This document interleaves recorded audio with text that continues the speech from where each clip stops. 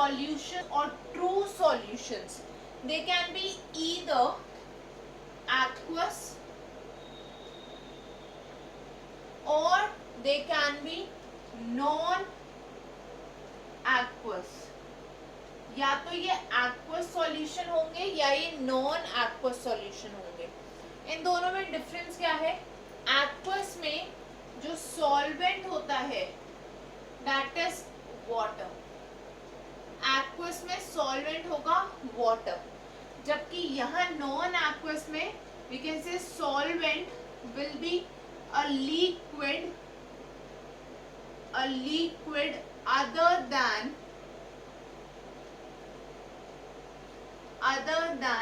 Water. ठीक है, non aqueous solution में कोई और लिक्विड, वाटर को छोड़ के कोई लिक्विड आपका सॉल्वेंट होगा. यहाँ पे एग्जाम्पल हो गया हमारे पास salt solution, sugar solution, glucose solution etcetera. ये सब क्या है? वाटर में डिसॉल्व्ड है. ठीक है, तो यहाँ पे सब में सॉल्वेंट जो है वो वाटर है. बट चिल्ड्रन अगर मैं नॉन एक्वस की बात करूँ, example is tincture of iodine. Tincture of iodine क्या होता है? Tincture of iodine is actually a solution that contains iodine dissolved in alcohol. ये एक एंटीसेप्टिक सॉल्यूशन है. ठीक है, जो वुंड्स पे लगाया जाता है वुंड्स को ट्रीट करने के लिए. और इसमें क्या होता है? आयोडीन डिसॉल्व होता है अल्कोहल में. अल्कोहल यहाँ पे हमारा सॉल्वेंट है, इसलिए इस सॉल्यूशन को हमने बोला that it is a non aqueous solution. Children I hope ये आपको क्लियर हो गया, एक्वस और नॉन एक्वस सॉल्यूशन. अब एक बहुत इंपॉर्टेंट पॉइंट हमें डिस्कस करना है. Let us have a look at that.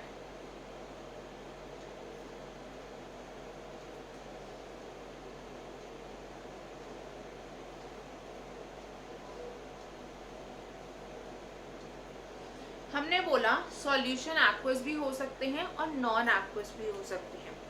Now the question is, do all solutions have a liquid solvent? क्या हमेशा सॉल्यूशन में जो सॉल्वेंट है वो लिक्विड स्टेट में होगा? यस और no? The answer is no.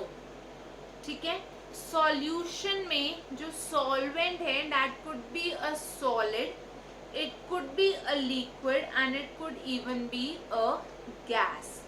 ठीक है, लिक्विड के एग्जांपल्स तो हमने बहुत सारे देखे अभी. Tincture of iodine, salt solution, then sugar solution, glucose solution, these are all examples जहाँ पे सॉल्वेंट लिक्विड है. बट हमारे पास ऐसे भी एग्जांपल्स हैं जहाँ पे सॉल्वेंट या तो गैस है या तो सॉलिड है. So we can write down this very very important point that the solvent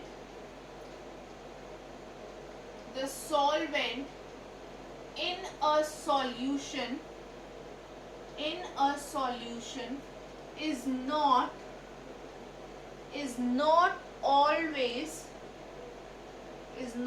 always a liquid. It can be a solid, liquid और गैस. ठीक है, जैसे अगर मैं आपको बोलूं एयर, सो एयर क्या है? Air is actually a homogeneous mixture of various gases. तो यहाँ पे सॉल्वेंट भी गैस है, एक गैस दूसरे में डिसॉल्व्ड है. ठीक है, so it is a homogeneous mixture of gases. So we can say that air is actually a gaseous mixture. यहाँ पे solvent gas है. ठीक है, उसके बाद चिल्ड्रन alloys क्या होते हैं? They are known as solid solutions. Alloys को हम बोलते हैं सॉलिड सॉल्यूशंस. क्या होते हैं alloys? Alloys are basically solutions containing a metal along with other metals, or we can say these are homogeneous mixtures, homogeneous mixtures of homogeneous mixtures of two or more metals. ठीक है, alloys क्या होते हैं? To या to से ज्यादा metals के homogeneous mixtures होते हैं. Okay, sometimes a non-metal may also be present.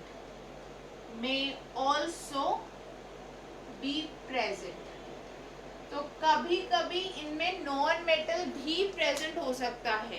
ठीक है, but majorly they contain metals. So the examples of alloys that we have are brass. Brass क्या होता है? कॉपर प्लस जिंक का अलॉय. ठीक है, कॉपर और जिंक का जो अलॉय है that is brass. Then we have bronze. Bronze is an alloy of copper and tin. ठीक है, कॉपर और टिन का जो अलॉय है that is bronze. Then we have steel. Steel is an alloy where we have iron plus carbon. हमने कहा non metal भी हो सकते हैं, so in this case we have a non-metal that is carbon. So children, ये हो गए solid solutions या alloys. Okay, जहाँ पे दो या दो से ज़्यादा metals homogeneous mixture की form में present होंगे. Children, I hope ये point आपको clear हो गया that it is not necessary that a solution is going to have only a liquid solvent. The solvent could be a solid, it could be a liquid, it could also be a gas. Now moving forward,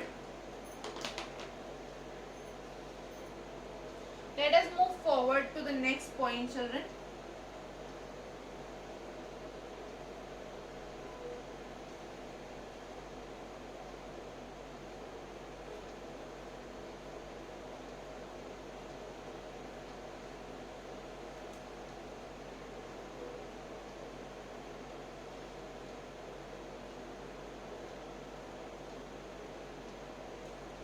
Next we are going to talk about the characteristics of solutions.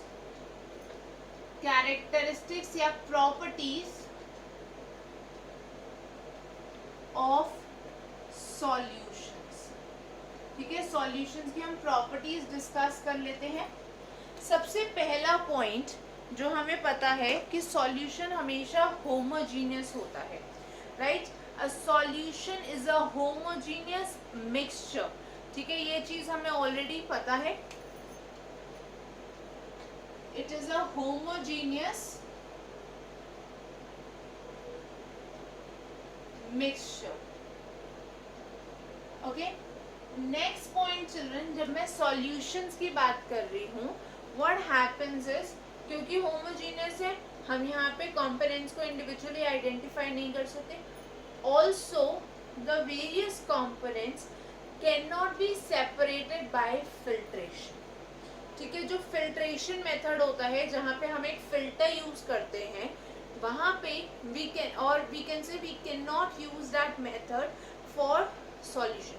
जैसे अगर salt और water है, तो salt के particles इतने fine हैं और water के particles भी fine हैं, they will easily pass through the filter paper. ठीक है, तो हम फिल्टर नहीं कर पाएंगे, हम सेपरेट नहीं कर पाएंगे. फिल्ट्रेशन की डिटेल्स हम पढ़ेंगे इस चैप्टर के लास्ट टॉपिक में, that is physical methods of separation. But for now आप एक एग्जांपल ले सकते हो. जैसे मैं आपको बोलूँ हम चाय बनाते हैं, तो चाय को जब हम छानते हैं तो that is also an example of filtration. जो टी लीव्स होती हैं वो सेपरेट आउट हो जाती हैं, क्योंकि जो हम सीड यूज करते हैं, जो हम छानी यूज करते हैं, उसके पोर से बड़ा साइज होता है टी लीव्स का, तो वो सेपरेट नहीं हो पाती. या हम कह सकते हैं कि वो they are left behind, okay, and thus the particles get separated. but sugar जो है वो सेपरेट नहीं होती, क्योंकि उसके जो पार्टिकल्स हैं उनका साइज छोटा है, वो इजीली पास हो गए, ठीक है, वो डिसॉल्व हो गए वाटर में और वो पास हो गए. So in this case we can say that the constituents cannot be separated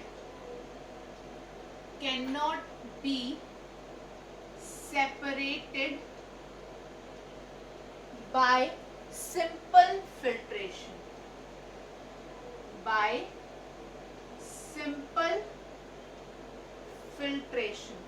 तो यहाँ पे हम सिंपल फिल्ट्रेशन की टेक्निक यूज करके कंपोनेंट्स को सेपरेट नहीं कर सकते. नेक्स्ट पॉइंट चिल्ड्रन, अगर मैं सॉल्यूशन की बात करूँ, इट इज स्टेबल. स्टेबल होने का मतलब ये होता है कि अगर हमने सॉल्यूशन को कुछ टाइम के लिए अनडिस्टर्ब छोड़ दिया, ठीक है, तो जो कंपोनेंट्स है वो सेपरेट आउट नहीं होंगे, मतलब जो सॉल्यूट है वो बॉटम पे सेटल नहीं होगा. जैसे सॉल्ट और वाटर है, सॉल्ट एक बार डिसॉल्व हो गया तो ऐसा तो नहीं है कि अगर आपने उस सॉल्यूशन को कुछ टाइम के लिए छोड़ दिया तो वो सॉल्ट बॉटम पे सेटल हो जाएगा, ठीक है. That is the meaning of a solution means stable. So it means that solute does not settle down when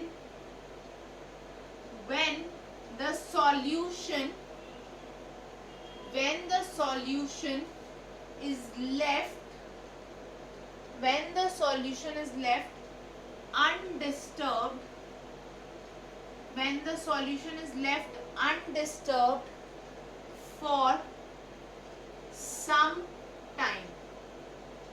ठीक है, हमने सॉल्यूशन को अनडिस्टर्ब छोड़ दिया कुछ टाइम के लिए, तो उसका जो सॉल्यूट है वो सेटल डाउन नहीं होगा.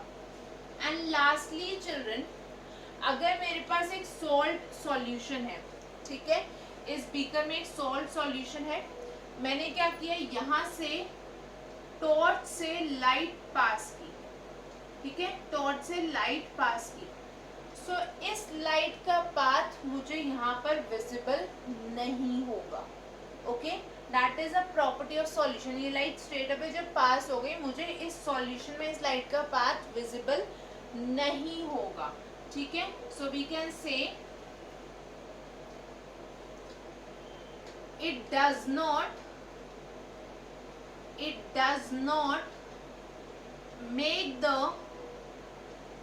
it does not make the path of light passing through it, इससे जो लाइट पास हो रही है, passing through it विजिबल, इसने उस लाइट के पाथ को विजिबल नहीं बनाया. So children, these are some properties of solutions और ट्रू सॉल्यूशंस. आई होप आपको ये सब क्लियर हो गया है.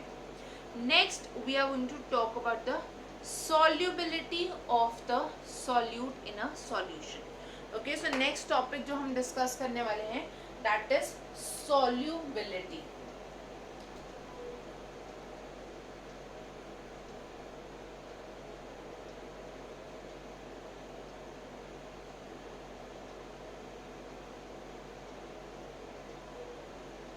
तो नेक्स्ट हम बात करते हैं सॉल्युबिलिटी के बारे में.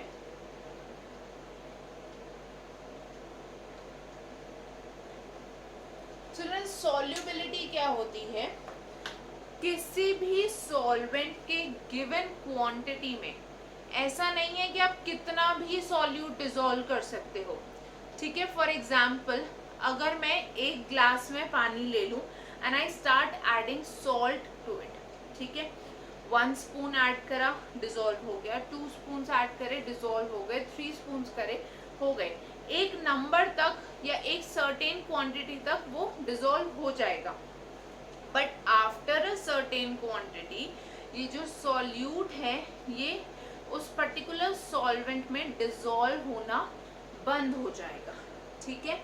मतलब जो भी सॉल्यूट है उसका आप एक सर्टेन अमाउंट ही डिसॉल्व कर पाओगे in a given amount of solvent at that temperature.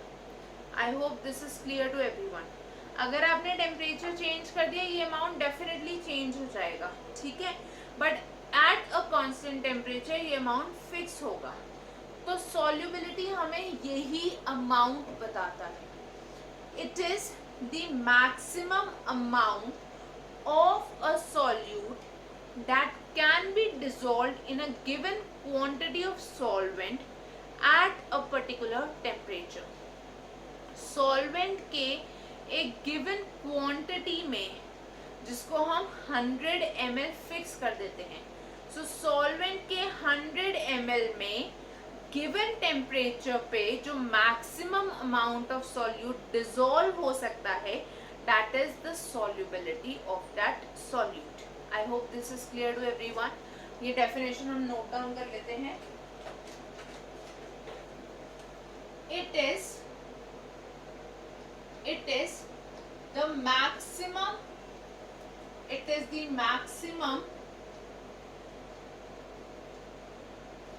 amount of solute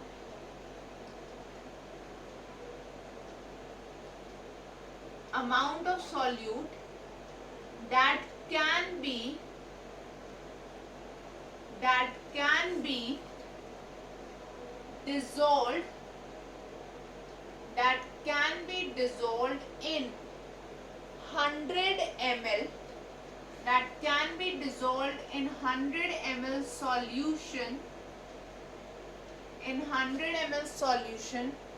at a in 100 ml solvent का अमाउंट हम फिक्स करते हैं, okay, in 100 ml solvent at a particular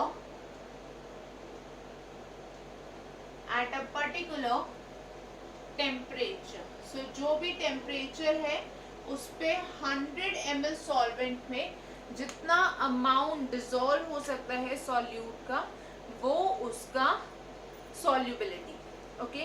अब क्योंकि सॉल्वेंट और सॉल्यूट की हम यहाँ पे बात कर रहे हैं और टेम्परेचर की बात कर रहे हैं, सो बेसिकली डिफरेंट सॉल्यूट के लिए सेम सॉल्वेंट में सॉल्युबिलिटी डिफरेंट होगी। मतलब शुगर का जितना अमाउंट डिसॉल्व होगा वाटर में और सॉल्ट का जितना अमाउंट डिसॉल्व होगा eight the same temperature, that will be different. Similarly solvent change करने से वैल्यू चेंज हो जाएगी, टेम्परेचर चेंज करने से भी वैल्यू चेंज हो जाएगी। जनरली जब आप हीट करोगे तो आप ज़्यादा अमाउंट डिसॉल्व कर पाओगे। जैसे मैं आपको एक सिंपल सा एग्जांपल दूँ, आप शुगर को अगर वाटर में डिसॉल्व करने की कोशिश करते हो तो आपको उसको स्टर करना पड़ता है या हीट करना पड़ता है, ठीक है। ऐसा नहीं है कि वो बिना स्टरिंग के या बिना हीटिंग के डिसॉल्व नहीं होगी, डेफिनेटली होगी, but it will take more time.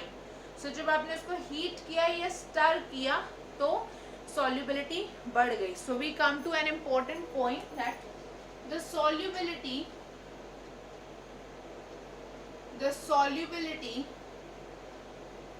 of a solid in a liquid can be increased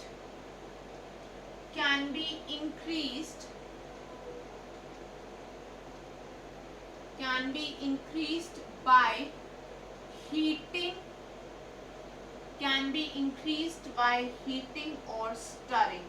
heat करके या स्टर करके ये सॉल्युबिलिटी वैल्यू सॉलिड के लिए लिक्विड सॉल्यूशन में इंक्रीज हो सकती है।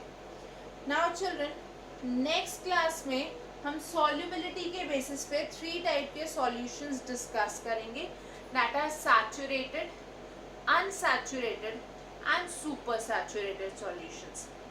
उसके बाद हम बात करेंगे about the suspensions and colloids and then we will compare the properties of all of these types of mixtures, ठीक है।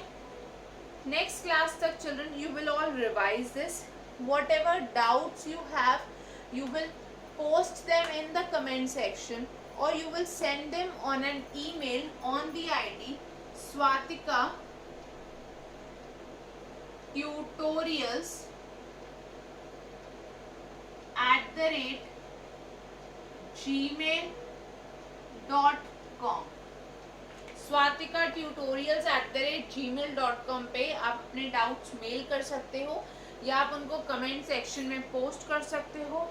ऑल्सो अगर anyone is interested in online chemistry classes for class 9th to 12th, तो भी आप इस email ID पे एक mail send कर सकते हो and I will get back to you.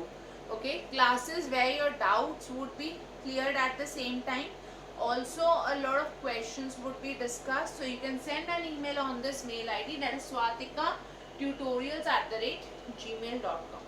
So children, that is all for today. I'll see you all in the next class. Thank you everyone. Bye bye. Take care. Have a great day all of you.